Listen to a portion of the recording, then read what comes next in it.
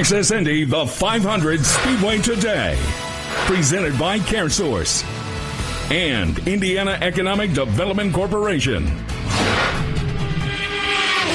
It is a big day for those 33 drivers who competed in the Indy 500. It's payday. Sports Director Anthony Calhoun joins us live tonight at the JW Marriott, ready for the victory celebration, AC.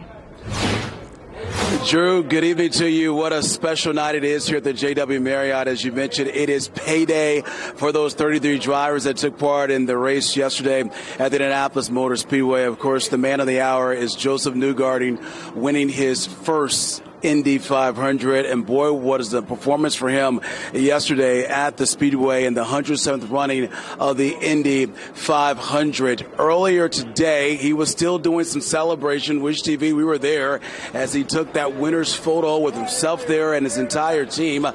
What a historic day, though, for him, getting his first Indy 500 after 12 attempts here at the Indianapolis Motor Speedway. And when you look at Joseph, here's a guy who has won so many races throughout the time of his career. He's won the series title a couple of times as well, but never winning the Borg Warner Trophy, the race that literally changes your life. Had a chance to go one-on-one with him. We talked about this big moment for him, his career, and his family. I've been planning that. I said, look, if I ever win this race, I'm going in the crowd because I know how special the Indiana crowd is. I know what the energy is like here in the Indy 500. I wanted to experience it. Yeah. I said, I'm parking on the yard of bricks.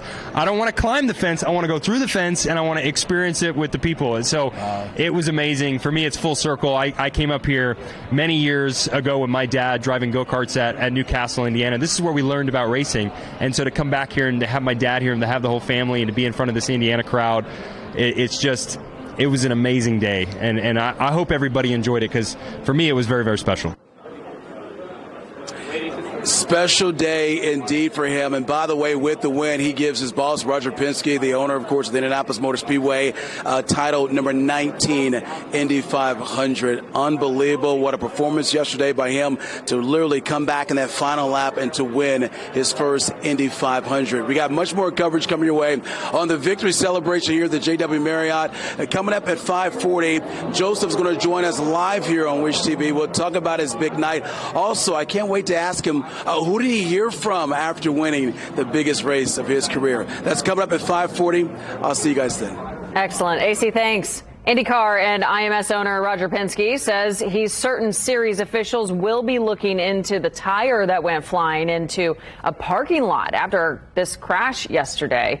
The scary moment happened when Kyle Kirkwood and Felix Rosenquist wrecked.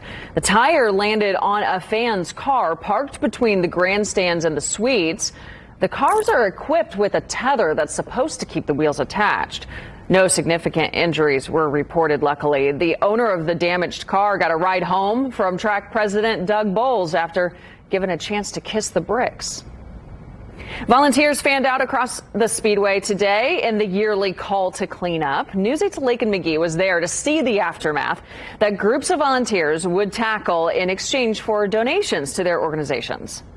Well, you can't say that the race fans didn't have a good time during the Indy 500. There's a ton of trash out here. We found a whole bunch of different stuff, including clothes. Someone lost their clothes out here. But we're here at the Snake Pits. Surprisingly enough, the rest of the track is pretty clean. But at the Snake Pit, this is the worst we've seen. Take a look over here. The trash just goes up the hill. It's behind me, in front of me, left, right. I mean, it is really everywhere. So with the 107th running of the Indianapolis 500, we saw around 300,000 people at the track.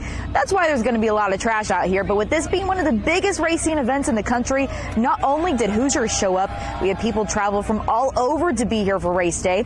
I spoke with the family from New York, another from Pennsylvania. So our crews yesterday also said that they spoke with people from other countries as well. So, of course, I had to ask a very important question.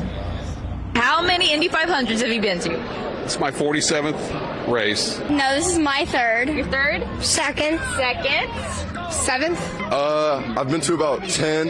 This is their first one. They're from Texas. They flew all the way out from Texas to come. Oh my God. Just for the 500. So race fans came out to have a great time, and I also wanted to hear their best impressions of an Indy car when it goes around the track. Take a listen.